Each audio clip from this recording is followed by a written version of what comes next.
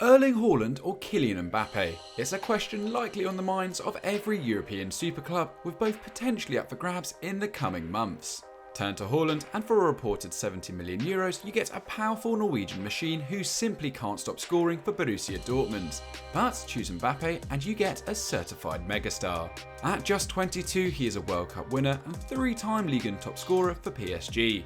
And with his future in the French capital still uncertain, the stage is set for one of the most significant and lucrative free transfers ever. But who is ultimately the better player?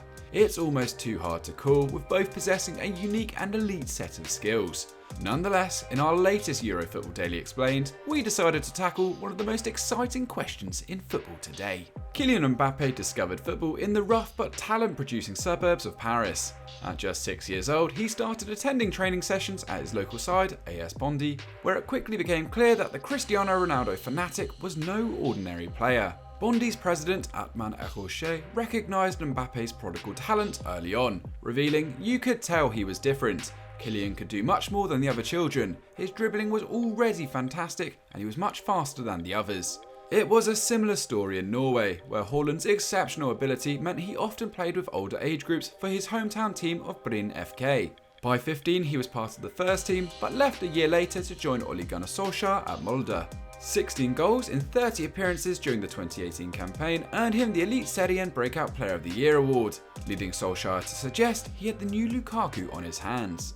Meanwhile, Mbappe had passed through the prestigious Clairefontaine National Academy to join AS Monaco as a 14-year-old, following the route taken by Arsenal legend Thierry Henry. In the Principality, he wasted little time snatching Henry's crown as the youngest first-team player and goalscorer in Monaco's history. But in 2017, he strode out on his own as the second most expensive player ever, joining PSG for an initial €145 million.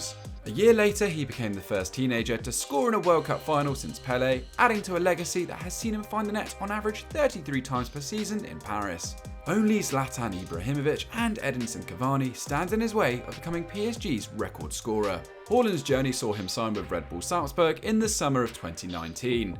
The Austrian giants had developed a knack for identifying and improving young talent, and sure enough, he would score 28 times in only 22 appearances during his one full season with the club. That included 5 separate hat-tricks and 6 goals in his first 3 Champions League appearances, a feat never achieved before in the competition's history. His coach, Jesse Marsch, insisted Haaland's gifts and talents belonged to the top 1% of players in the world. To date, he has netted an outrageous 68 times in 67 appearances for BVB, a ridiculous rate of over 1 goal a game. And he's still only 21.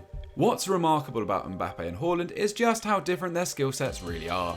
The key to Haaland's success lies in his brilliant ability to read and confuse opposition defences with his off-the-ball movement. Compared to Mbappe, he is hardly in possession, touching the ball 28.5 times per 90 in 2020-21 to the Frenchman's 54.6, and receiving almost a third fewer passes per match. But while Mbappe tends to drift deeper and out to the left to find space, Haaland operates almost exclusively on the shoulder of the final man. Back in Norway with Bryn, years spent competing against bigger players meant Haaland had to develop methods of escaping his marker, utilising space to his advantage. It meant when he finally grew into his powerful frame, he was far more than just a bludgeoning forward. This level of intelligence has been perfectly demonstrated at Dortmund.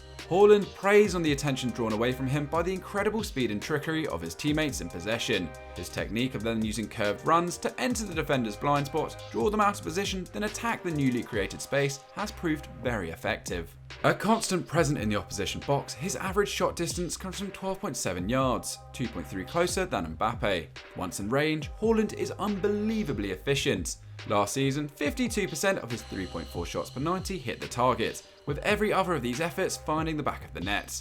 In total, he scored 27 times, a figure only topped by Lewandowski and Andre Silva in the entire Bundesliga. The 21-year-old also appears mentally unfazed by any challenge in his way.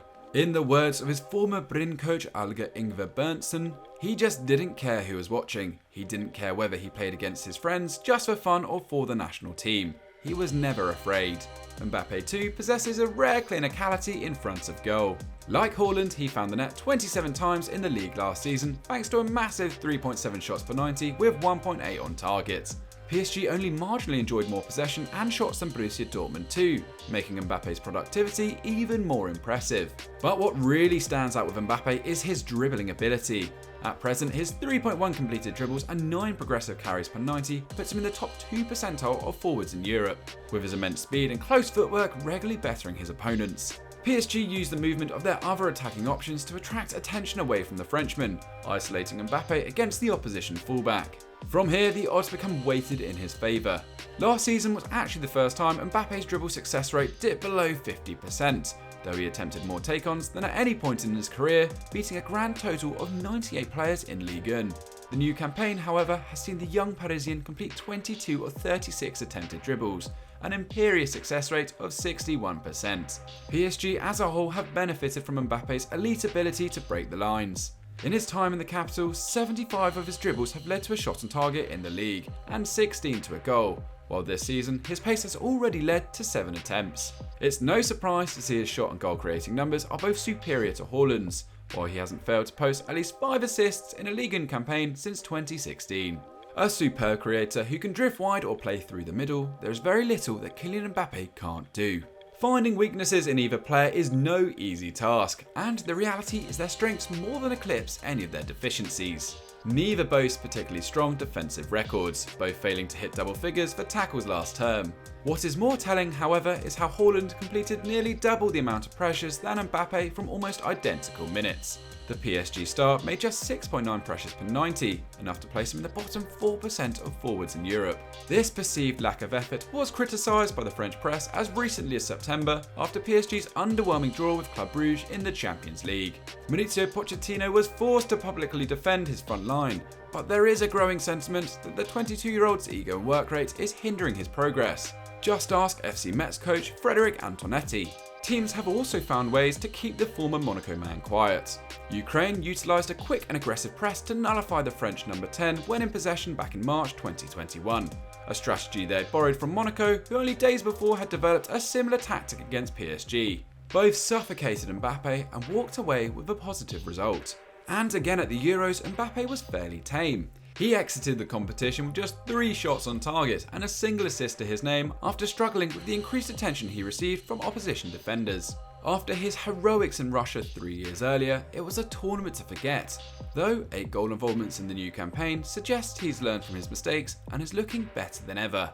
Haaland hasn't appeared at a major tournament, while the majority of his 12 international goals have come against lowly opposition in the form of Gibraltar, Latvia and Luxembourg. But the fact he scored in 9 out of his previous 12 games for club and country, finding the net 16 times in the process, demonstrates a player who can hardly be stopped. The main areas he could improve though are his dribbling and passing. This season his pass accuracy has fallen to 70.8%, which considering he only attempts around 25 passes a match is not overly impressive. This is likely because the majority of his passes tend to be first-time flicks, knockdowns or layoffs that come with high risk and can be difficult to hit the intended targets. And his large frame doesn't help him either, making it tougher to control the ball or prepare himself for a firmly hit first-time pass. No player at Dortmund can worsen his 3.2 unsuccessful touches per 90. His size complicates his dribbling too.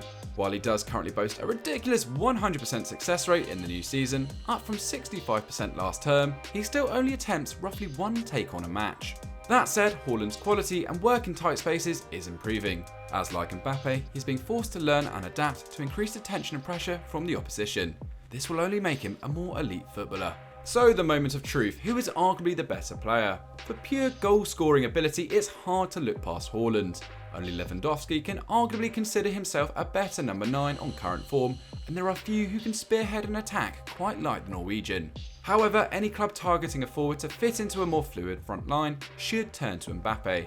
The better creator of the two, he has a proven track record at the top level, and as shown with France, is more than comfortable down the middle. For this reason alone, many people would choose Mbappe. All things considered, I would go for Haaland, but that's just my personal choice. Who do you think is the better player? Let me know in the comments down below. So that's it for our EFD Explained on Haaland versus Mbappe. Who is the better player? This was scripted by me, Henry, so if you disagree with anything I've said, let me know in the comments. I'd love to hear it.